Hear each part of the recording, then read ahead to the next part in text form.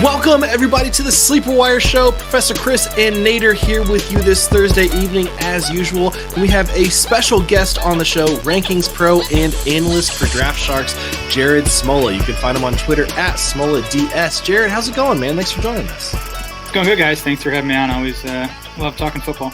Yeah, absolutely. And, well, unfortunately, we have no football going on tonight. No sad. Thursday night football. That's real sad. The NFL should have adjusted something. Yeah, I mean, we get Tuesday night football, so that'll be nice at least. Is it? Yeah. It will be. Next week it's Sunday, Monday, Tuesday, and then Thursday. So I'd be okay with maybe one game every at least day during the week. I wouldn't mind a Saturday football, Friday football. Yeah, to me, the more island games, the better, because you get to watch the games. Yeah, and then if you have something or somebody going on your fantasy squad, then you have something to watch at least. Yeah, screw college football, right? Yeah, true. Is that even happening still? I don't even know. I feel like every game gets canceled. I know a lot of schools have canceled. Yeah. Well, we've got a fun show for you guys tonight. Since Jared is on the show, we're going to be doing the not top 10 this week.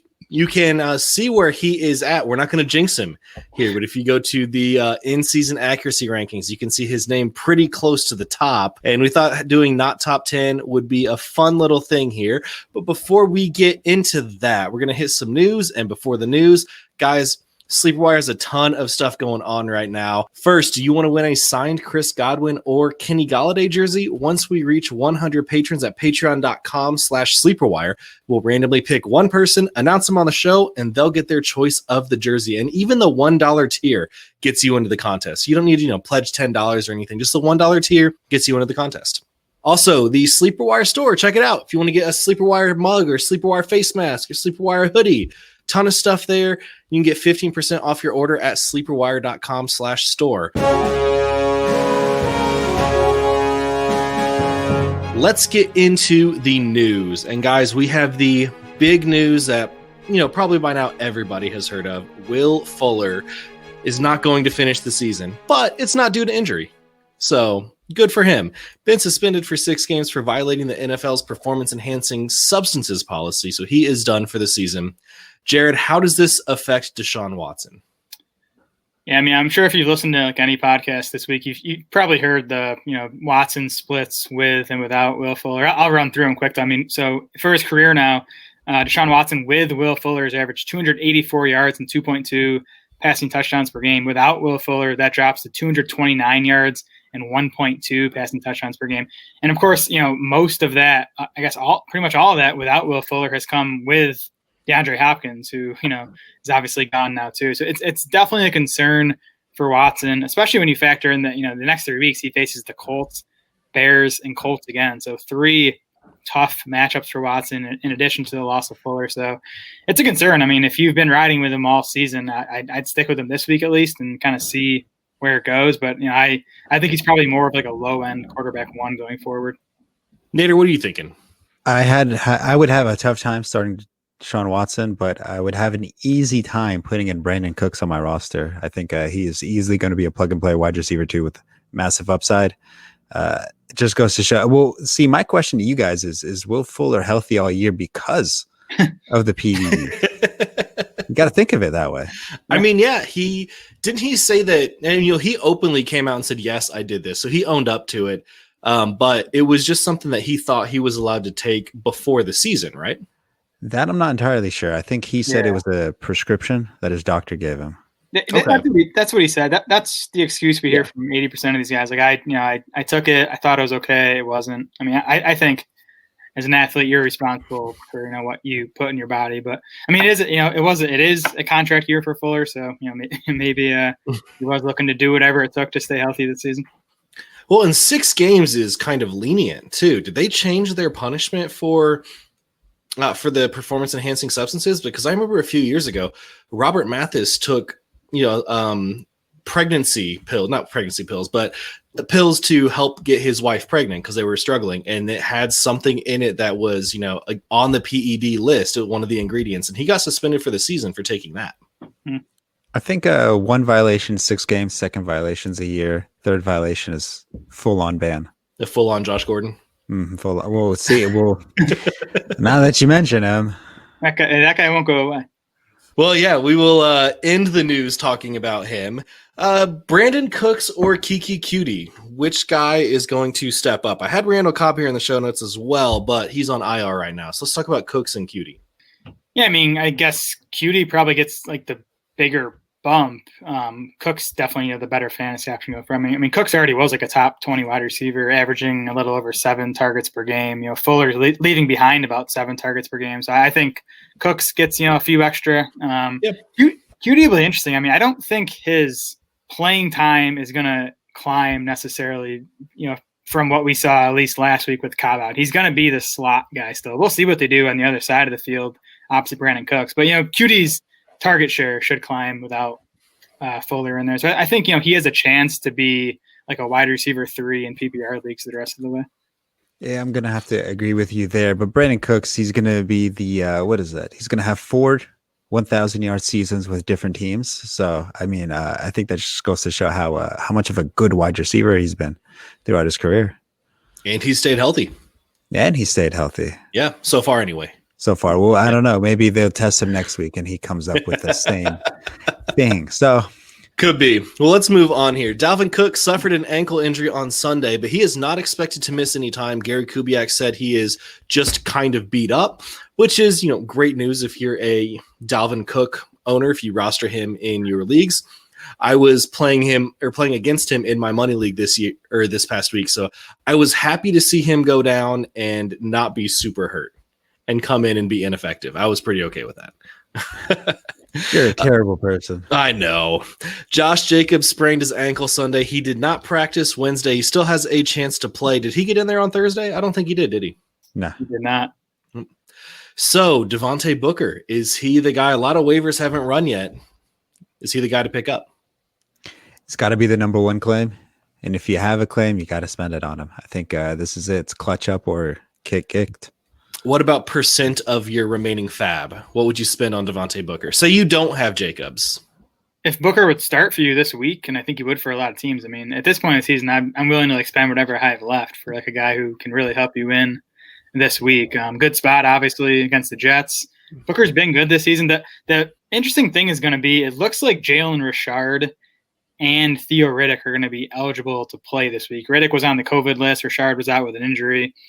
Those guys being back adds a bit of risk. I could see Booker, losing passing down stuff to Richard, but he should be the lead back again. 15+ carries, probably in a good spot against the Jets. So I think he's like a top 20 play if Jacobs is out. I'm gonna have to agree. If I have a last single dollar of fab, I will put it all for Devontae Booker. Julian Edelman has been placed on the reserve COVID list. That's something to keep an eye on. In reverse of that, Adam Thielen and Jonathan Taylor were activated from the reserve COVID list, so they're going to be back. And Zach Ertz was activated off IR, so you can probably expect him back in your lineups this week. We have a doubleheader on Monday Night Football. Don't forget, Washington and Steelers, and then Bills and 49ers. So not huge games, I would argue. I would say probably kind of duds. I would rather watch Washington Steelers than Bills 49ers. What about you, Jared? Oh, come on. Josh Allen's like the most fun player in the NFL to watch. You never know what you're going to get with that guy. You kind of look like a little bit of a Josh Allen with a little bit more facial hair. I'll take it, I guess. Not a bad look. I'm going to disagree with you there. I mean, anytime Josh Allen steps on the field, it's must-watch football. And then against the Niners, who are fighting for a playoff spot, I think that is going to be much more entertaining than a Washington Steeler game. I have a lot of Terry McLaurin and Antonio Gibson, so I think I'm biased. That's what I'm looking for here. Oh, God. Might be a rough week for those guys. Oh, I'm a huge Niners fan also, so I'm going to have to say I'm a little biased as well. Cowboys-Ravens has been moved to Tuesday. That was the game that was supposed to be tonight, right? You would be correct. Yeah, now it is from Thursday Night Football to Tuesday Night Football. Jay Glazer, last bit of news here, said that Josh Gordon will be reinstated this season, but he's only going to be available for the last 2 games, so week 16 and 17. And, for 90% of leagues that have a week 16 championship, is it worth picking him up, Jared? No. I mean, we saw him play a few games with Seattle last year, and he wasn't really fantasy relevant because, best case, he's the number 3 guy there. Behind Metcalf and Lockett, obviously, and I don't expect him to even be the number 3 guy right out of the gate. I think maybe he makes an impact in the playoffs, but for regular season fantasy football, you can leave him on the waiver wire. Yeah, 100% agree. Before we move into not top 10, guys, I want to talk to you about Pristine Auction. They have hundreds of daily auctions for all sorts of memorabilia. It is free to join and free to bid, and you only pay when you win. And right now, you can get $5 off your first item by entering promo code SleeperWire. Visit pristineauction.com to get that $5 off. That's PRISTINE auction.com. Now we're going to move into our not top 10 segments. Nader, you and I have done this several times this season. Jared, we wanted to do this with you since you are very known for your rankings for several years in a row.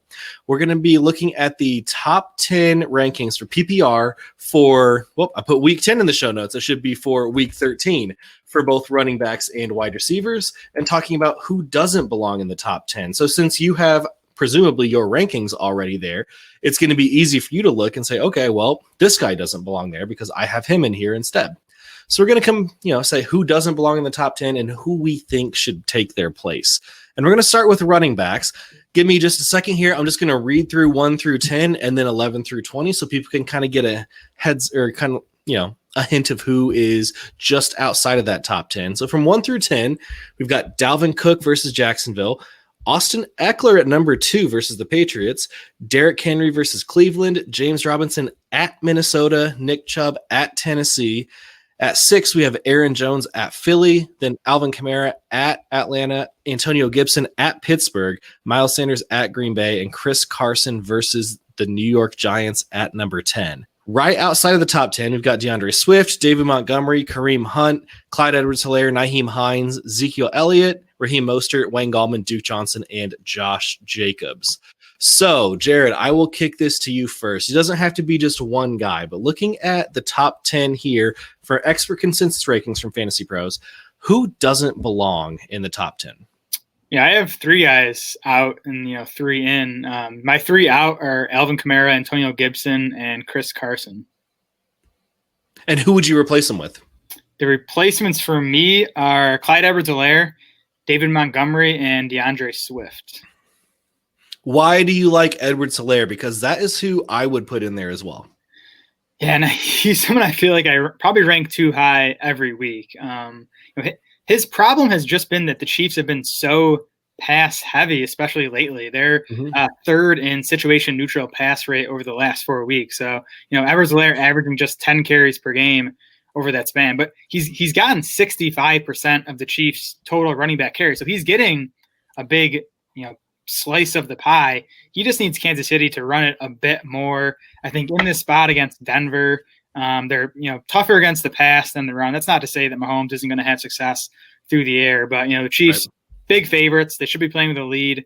If they run it just a bit more, I think you can get 15 or so carries out of CEH along with the passing game work. He's obviously a good touchdown bet with the Chiefs having a huge 32-point implied total. So I'm just betting on a bit more running from Kansas City. I think that's really all Edwards-Helaire needs to jump into the top 10 this week.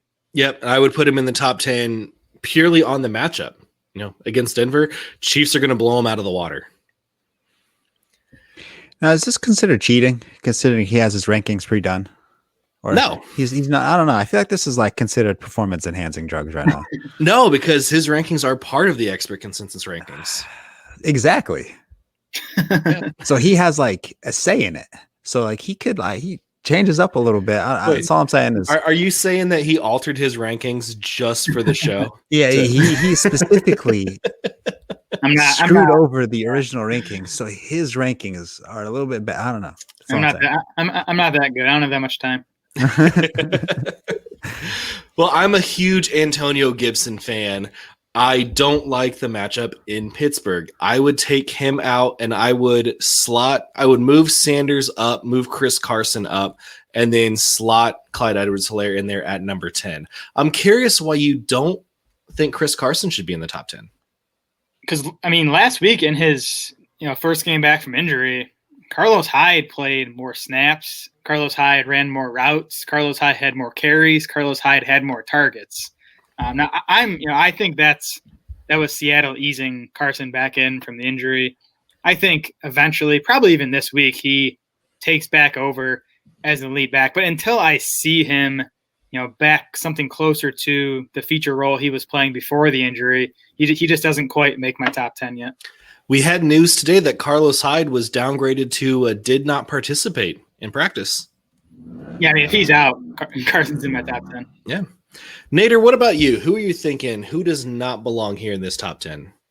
I am going to have to take Antonio Gibson out against Pittsburgh. I just don't trust a back that's in theory splitting carries with McKissick against the Pittsburgh defense. I'm going to have to agree and take Chris Carson out. And the Giants defense has actually been a lot better as of late. And I think it is a little bit of a sneaky defense. I think they can really stop the run.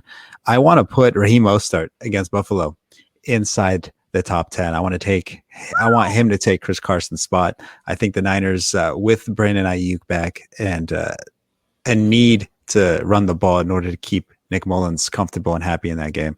I think he's got to get a lot of touches and a lot of touchdowns. Is that the 49er fan in you talking?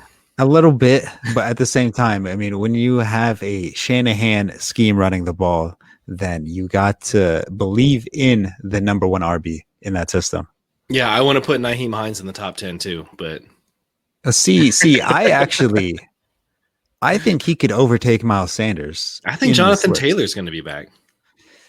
I would still rather have Nyheim Hines on this list than Miles Sanders. I think he is a great receiving back, especially in a PPR system where he's just going to get piled on points after points for basically free against a pretty devastated Houston defense.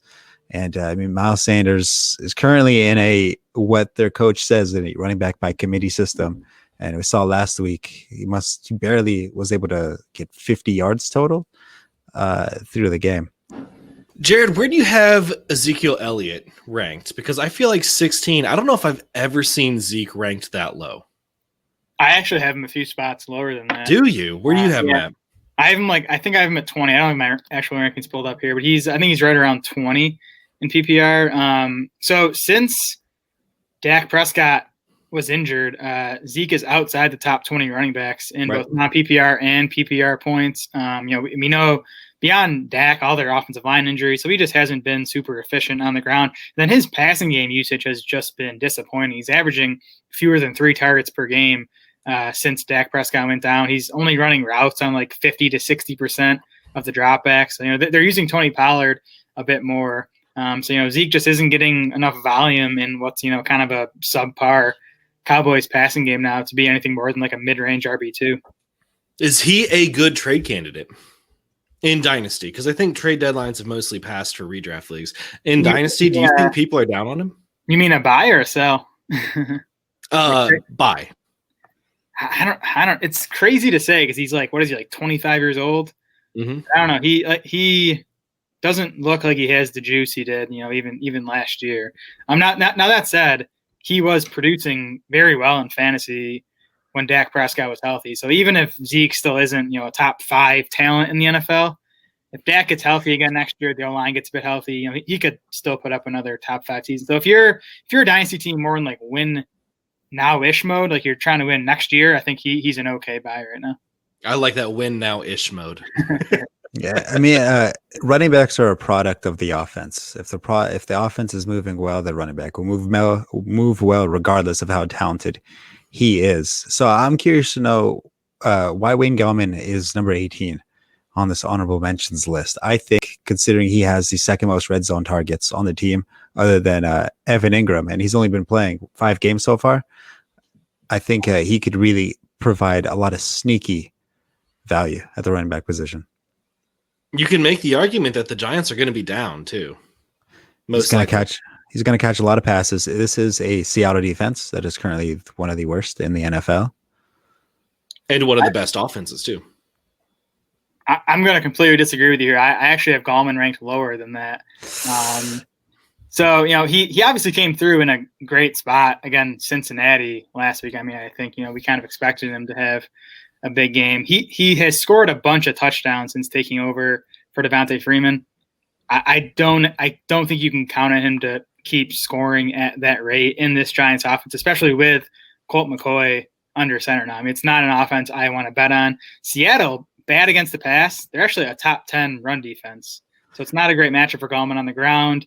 And he's still splitting passing down work with Deion Lewis. So if they fall behind Seattle, which I think we all expect, Gallman's going to come off the field a bit for Deion. We did, it was J.D. McKissick versus Wayne Gallman for one of our great debate shows a couple of weeks ago. And the touchdown argument was my main thing against Gallman. Before, I think the game with the Bengals, he had only 10 total targets in the previous 4 games. So you can't really call him, he maybe some of those targets were in the red zone, but he's not a passing down threat. 10 targets in 4 games. If he doesn't get into the end zone, he was a complete waste to play that week. With Wayne Gallman, you're just crossing your fingers hoping he gets in. Well, a lot of running backs are in that same exact scenario right now. I mean, with how decimating the running back position is, no Saquon and no McCaffrey, you even want to include Zeke on that list.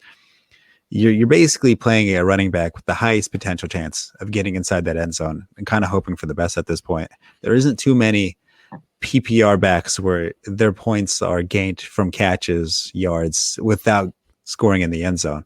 On the top of my head, other than maybe some like a James White, who happened to actually score 2 touchdowns last week. Right now, I just don't see too many running backs who fall under the category of not touchdown dependency. That's fair. I don't want to bet on a Giants back, on a team that's fair. By Colt McCoy to score a touchdown this week. That is completely fair. Yeah, exactly. I was just about to say they might not have their starting quarterback. Yeah. So 2020, man, we're going to have Mike Glennon and Colt McCoy starting. Glennon wasn't too bad last week. No, I almost picked him up and played him in a super flex. I had Woods in that spot instead, which worked out okay. But yeah, Glennon in a pretty good game. Who do the Jaguars are at Minnesota? Yeah. So let's talk about that real quick. Is Glennon a good play? I think he's fine in 2 quarterback leagues, super flex leagues. I don't think. Yeah, right. Obviously, I don't think he makes the cut. But yeah, I mean, he was he ranked 3rd last week in average depth of throw and percentage of passes 20+ yards downfield. So he was chucking it downfield.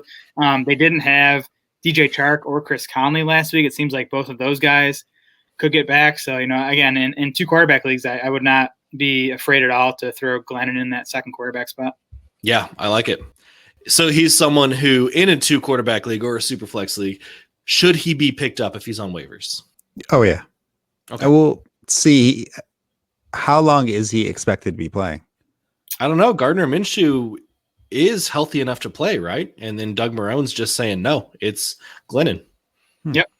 But at the same time, I guess if he is healthy, one bad throw, one bad interception, he could be taken out right away. That's also true. And then we get Luton or Minshew, and then what a mess. Yeah. What a mess. Well, let's move into wide receivers, guys. 1 through 10 here. We have Devontae Adams versus Philly, Tyreek Hill versus Denver, DK Metcalf at 3 versus the Giants, Keenan Allen versus the Patriots, Adam Thielen versus Jacksonville at 5. And then at 6, we have A.J. Brown versus Cleveland, Stephon Diggs at San Francisco, Calvin Ridley versus New Orleans, Allen Robinson versus Detroit, and then Justin Jefferson at number 10 versus Jacksonville. Then the next 10 here, Hopkins, Woods, McLaurin, Lockett, Kupp, Deontay Johnson, Michael Thomas, Devontae Parker, Brandon Cooks, Chase Claypool. So, Jared, I'm going to kick this one to you again as well. Who does not belong in the top 10 for wide receivers, and who should take their place and why? Yeah, I only have one disagreement here. It's Stephon Diggs out for me and Michael Thomas in. And I guess it's largely just matchup stuff. With Diggs, the Niners have been tough against wide receivers all season. They're 8th in adjusted fantasy points allowed to wide receivers, and they just got Richard Sherman back, who Stephon Diggs will see a lot of, at least when he's lined up on the outside on Monday night. So he just barely falls outside the top 10 for me.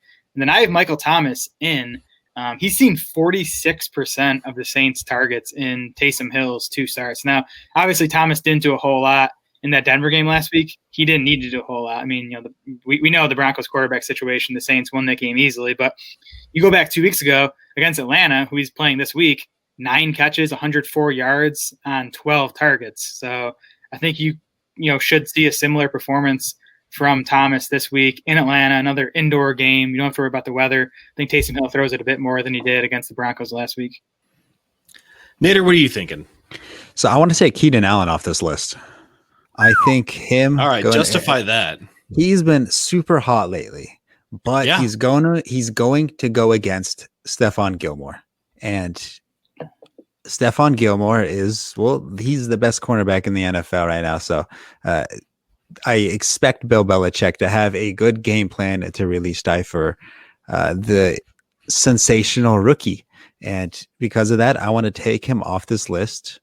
And I'm going to put Robert Woods in there. Maybe not necessarily at number 4, but I'm going to find a way to sandwich Robert Woods in there against Arizona. I mean, right now with Arizona's weaker defense coming online, I expect Robert Woods to have a massive bounce back game to put him and propel himself into the top 10. So I'm having a hard time with having DeAndre Hopkins at number 11 because I feel like he should be ranked in the top 10. But then I'm looking at 1 through 10 and I'm thinking, who am I going to move out of the top 10? I feel like this is one of those weeks where the expert consensus ranking is almost dead on. Well, with DeAndre Hopkins, the issue is he's going to be lined up against Jalen Ramsey, and Jalen Ramsey specifically only wants to guard DeAndre Hopkins. And in their history of matchups, he only averages 6 catches for 77 yards. It'll be hard for him to breach the top 10 with those statistics, and he's never allowed a touchdown to DeAndre Hopkins. So I'm not expecting that to happen this week. That is a good stat. Thank you for pointing that out. I did not know that. There you go.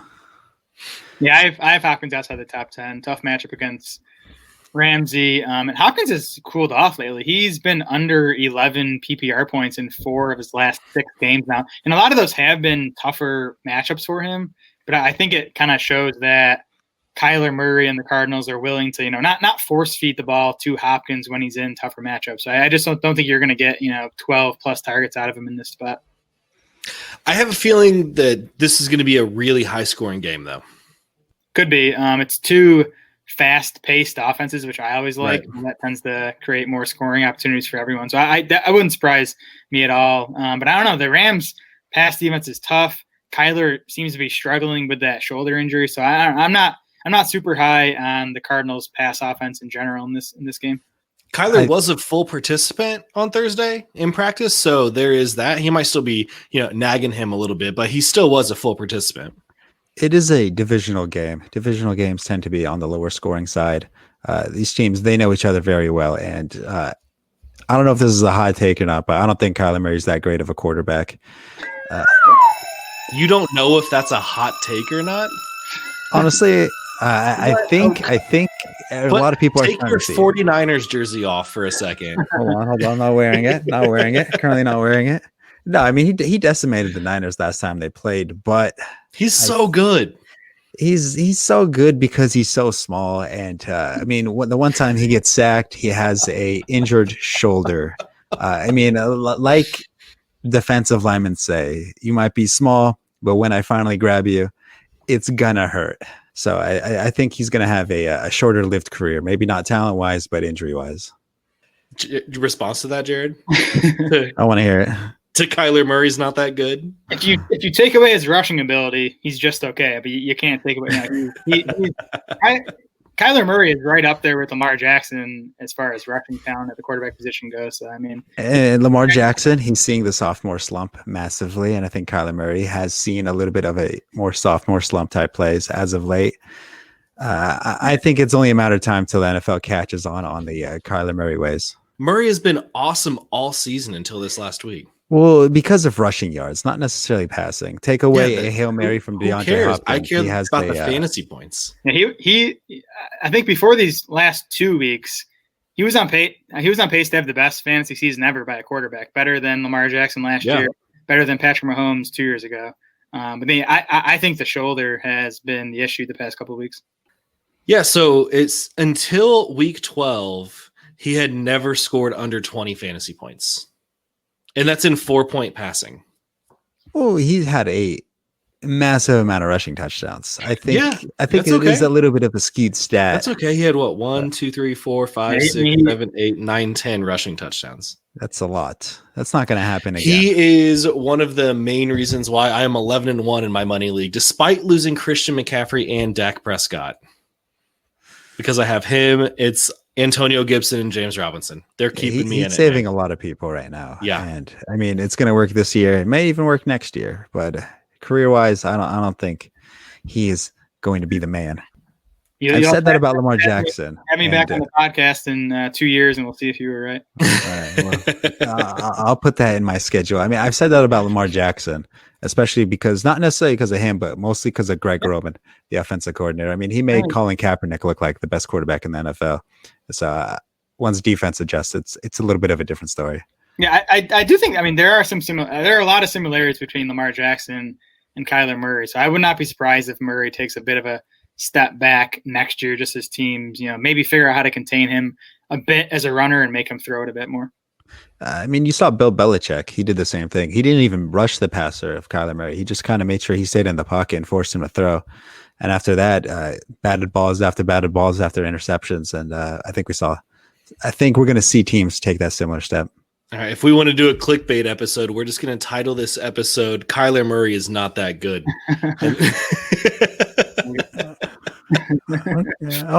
Hey, in a year, it might not be quick. Well, that's going to wrap it up for Not Top 10. Guys, real quick, give me your fantasy game of the week. Which game are you most looking forward to talking about, or to watching, I guess I should say, due to fantasy purposes? Mine is Rams at Cardinals. Nader, what about you? That was easy. That was an easy, little pick for you. That doesn't even count. I'm going to go. If I do the show notes, I get to type it in first. Fine. I'm going to go New Orleans against Atlanta. I think that's going to have a lot of fantasy implication over the next week. Jared, what about you? It's Browns Titans for me. I like it. Kareem Hunt versus Derrick Henry, and then if by any chance either run game struggles, I think both passing games could have a lot of success in this matchup too. So I think Ryan Tannehill is a nice starter this week. I think Baker Mayfield has some upside, and then Jarvis Landry's been good.